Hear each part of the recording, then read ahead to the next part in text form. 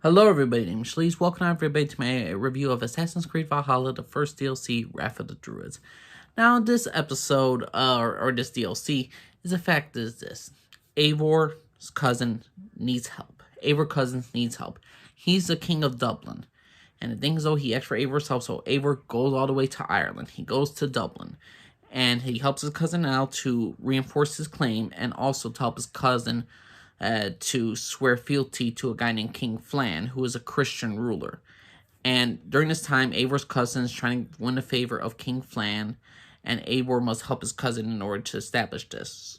And during this time, Eivor meets another love interest. Her name is Kira. And the thing is with her, she is a druid. She's one of those pagans, and she's serving a Christian king. And the reason why she's serving King Flan is because she wants to not like the cultures and traditions of the old to be washed away. This whole DLC of Children of the Danu is basically King Flan with Eivor's cousin and Eivor with Kira taking on the Druids, or taking on Druids and other kings of Ireland, because of the fact is they're trying to unify Ireland and unify Dublin, and they're trying to unify this entire island. The thing is, though, the pagans and some Christians don't want them to be united. And the pagans, they're using human sacrifice, whatever, to make sure that this Christian philosophy will end. And overall, this was an okay DLC. This is not my favorite of DLCs. The major thing about this entire DLC is Ireland itself. Ireland, the map, is pretty dang big. I would say it's just as big as Finland, not as big as Norway, because I feel like Norway had, because of the mountains, were a lot more. But Ireland is so freaking huge. And this is the first DLC. I will be doing separate reviews of other DLCs, but for this one, this was the first one. This was the first one came out. I know I'm a little bit late to the party about it, but I really wanted to give my honest review. I really want to take my time with this DLC to explain what was going on with the story and to really just explore the world. And overall, it's a very doable DLC. Now, you guys don't have to pay it if you don't want. If you want an extra Assassin's Creed map, there it is. Ireland is an extra Assassin's Creed map that you could go to back to anytime. You go to certain areas of Ireland which are downright gorgeous and beautiful. There are like 4 different sections that are tremendously huge. You're going to do raiding, more abbeys to unlock. Some of the stuff that you had in the first in the game, it's already into the DLC. So you're going to have everything that's already in the DLC. I mean, everything that was in the original game. Some side quests are in the DLC.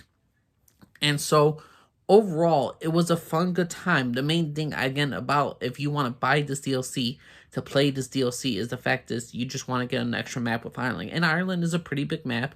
It's very unique. It's definitely different from England. It's definitely different from Norway and and the frontier. It's very different from Finland. It's very... I don't want to say it's different. I don't want to say it's totally different, but I'm just going to say this. It was a new experience. And again, this is Assassin's Creed game. This is a mini game right here. This is like Assassin's Creed Rogue type level of play time. Because it does take a full amount of time to play this entire thing. If you want to do all the collectibles. If you're just doing the main missions, then you could probably get this done easy within one day. But to me, if you really want to take your time and to develop the characters and the side characters, and you want to do all the side content to get all the stuff so you can get all your trophies done, then that's something you gotta do. Wrath of the Druids, to me, was a bit predictable. The storylines were predictable. The villain was obvious. We all knew where the story was going, except for certain characters' death I did not expect. It happened. But either way, it's just a simple story. Eivor goes to Ireland to help his cousin out with his kingship, and make sure Ireland is united at the end of the day, get a romance here and there, explore some beautiful locations, and that's pretty much it. Is this my favorite of all the Assassin's Creed DLCs? No, absolutely not. But I can't say this is a DLC I hated. I can't say that this is a DLC, oh, I never want to play this DLC again. This was a good DLC. Would I play the story again? Probably not, but this is not something I'm like, you know what? I hated this DLC. I never want to touch it again.